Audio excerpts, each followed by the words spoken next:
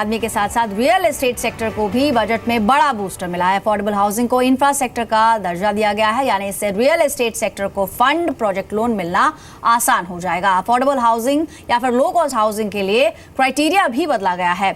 30 और 60 square metre buildup area को 30 और 60 स्क्वायर मीटर कारपेट एरिया माना जाएगा, यानी कि आपको कारपेट एरिया के नाम पर धोखाधड़ी अब नहीं सहनी होगी।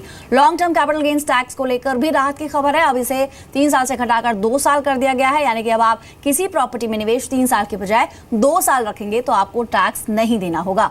इसके अलावा बिना बिके फ्लैट्स पर बिल्डर्स को टैक्स में छूट का ऐलान किया गया है।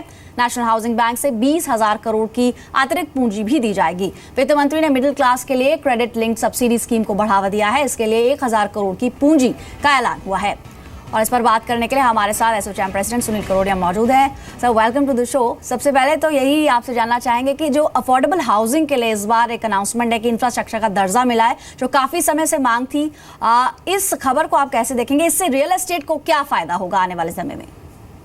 तो वो बहुत अच्छे किए हैं, उन्होंने सिंप्लीफाई कर दिया है, कारपेट रेट्स में किए हैं और जो सपोर्ट और बेनिफिट अफोर्डेबल हाउसिंग को दिए हैं।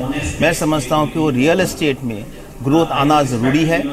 थोड़ी बहुत जो चैलेंजेस स्टेट लेवल में है, जो क्लियरेंसेस और अप्रूवल्स की, वो अगर और फास्टर हो जाए तो मैं समझता हूँ उसके साथ में और कुछ नहीं चाहिए, ये इकॉनमी को लेकर के ग्रो करेगी रियल एस्टेट में।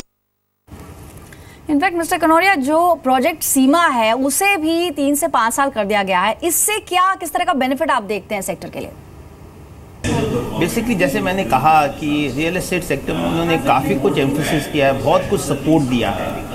अब जो काम करना बाकी रह गया है रियल एस्टेट में, वो है स्टेट लेवल में। स्टेट्स को अपने रूल्स, रेगुलेशंस, अप्रूवल प्रोसेस जो है रियल एस्टेट डेवलपमेंट करने के लिए, उसे बढ़ाना, उसे इम्प्रूव करना बहुत ज़रूरी है। ईज़ ऑफ डूइंग बिजनेस को करना बहुत ज़रूरी है।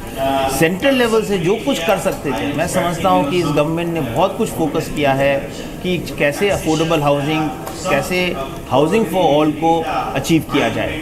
वो मैं समझता हूँ कि बहुत बड़ी एक स्टेप है इस गवर्नमेंट से, और आज नहीं तो कल ये इम्प्रूव होगी और इसकी जो बेनिफिट्स है इकॉनमी में एक मल्टीप्लायर इफेक्ट लेकर आएगा। सर जी, और इनफैक्ट हमारे साथ क्रेडे के प्रेसिडेंट मिस्टर मनोज गौर भी मौजूद हैं। सर, स्वागत है कार्यक्रम में आपका। जो ये खबर है पूरी देखा जाए तो काफ़ी समय से ये बस थी कि अफोर्डेबल हाउसिंग को इंफ्रास्ट्रक्चर का दर्जा मिलना चाहिए। आप इस फैसले को कैसे देखते हैं?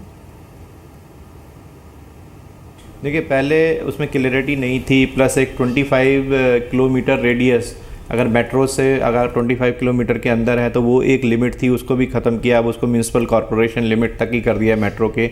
एंड कारपेट एरिया को डिफ़ाइन कर दिया कि कारपेट एरिया कैलकुलेट किया जाएगा, जिससे ऑटोमेटिकली काफ़ी बड़ी संख्या में जो हाउसिंग बन रही हैं, स्पेशली मेट्रो के आसपास। अगर एनसीआर की बात करें तो दिल्ली के आसपास, चाहे गुड़गांव है, चाहे फरीदाबाद है, नोएडा, ग्रेटर नोएडा, यमुना एक्सप्रेसवे, गाजियाबाद, तो सोनीपत, पानीपत, इन इलाकों में आप देखेंगे काफ़ी इसका जो है वो बेनिफिट मिलेगा। और हाउसिंग फॉर ऑल का जो मिशन है गवर्नमेंट का, उसको अचीव करने में ये रिकमेंडेशंस जो है काफ़ी फ्रूटफुल साबित होंगी।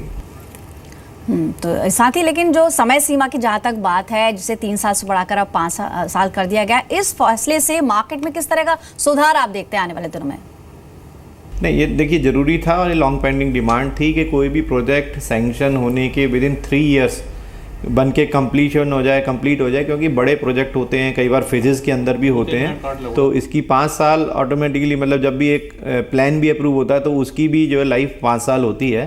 तो it is a right move in the right direction कि उसको 5 साल दिए हैं कंप्लीट करने के, क्योंकि काफ़ी चीज़ें होती हैं उसको कंप्लीट करना होता है। तो 3 साल एक अनअप्रोप्रिएट टाइम था, उसको 5 साल करके काफ़ी रिलीफ इसके अंदर आया। और यहाँ से अब रुक करते हैं सीआई का, जहाँ पर मेरे सहयोगी आलोक मौजूद हैं, सीबीडीटी चेयरमैन शिशु संधा और नजीब शाह सीबीईसी चेयरमैन के साथ। टैक्स देना आपकी बहुत मुश्किल नहीं होता है। आपको क्या उम्मीद है कि टैक्स बेस आपका कितना बढ़ेगा और कितने नए लोग इस टैक्स बेस में आ सकेंगे इस फैसले की वजह से?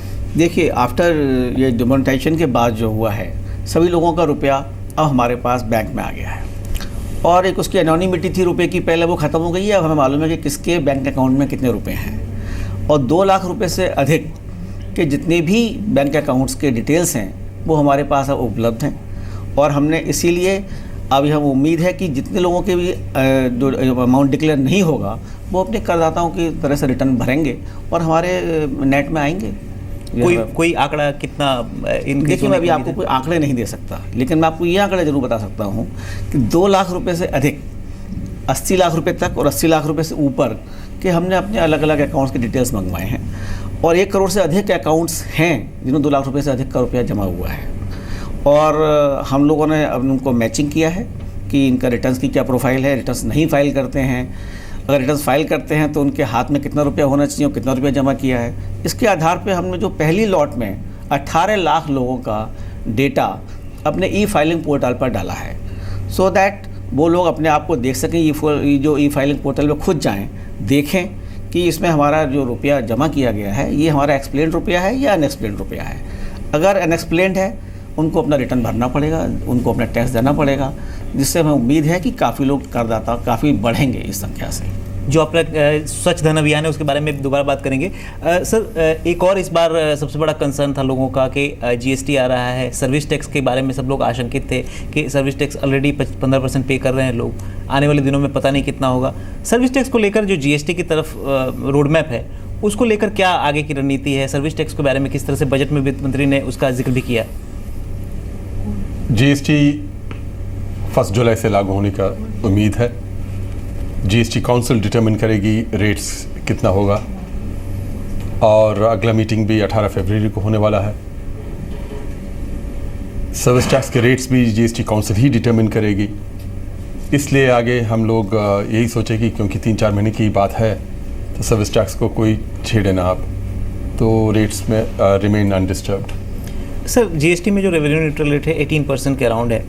सर्विस टैक्स को भी कोशिश की जा रही है कि उसी के इर्द गिर्द रखा जाए, लेकिन सर बहुत ज़रूरी चीज़ें होती हैं, कई गैर ज़रूरी लग्जरी चीज़ें भी होती हैं, तो एक रेट रखना सर्विस टैक्स में कितना मुश्किल है या मुमकिन है? जीएसटी काउंसिल डिटरमिन करेगी, लेकिन देखिए काफ़ी लोग, काफ़ी टैक्स एक्सपर्ट ये भी कहते हैं कि एक सिंगल रेट ही होना चाहिए। एंड इनफैक्ट जीएसटी में भी काफ़ी लोग यही कहते थे कि सिंगल रेट आइडियल जीएसटी में होना चाहिए। जो हमारे जीएसटी में तो खैर सिंगल रेट तो है नहीं फ़िलहाल। कौन सा कमोडिटी, कौन सा सर्विस किस रेट पे जाएगा जीएसटी काउंसिल डिटरमिन करेगा। और वी ऑल्सो नो कि कितना रेवेन्यू हमें चाहिए। That revenue has to total all the indirect taxes which are getting now minus the customs duty. तो काफ़ी चैलेंजिंग रहेगा आगे और रेट्स फाइनलाइज होंगे जीएसटी काउंसिल के दौरान। फिलहाल इस खास पेशकश में इतना ही। हमारे दोनों खास मेहमानों का बहुत बहुत शुक्रिया, अपना समय निकाल कर आए, बातचीत की हमसे। नमस्कार।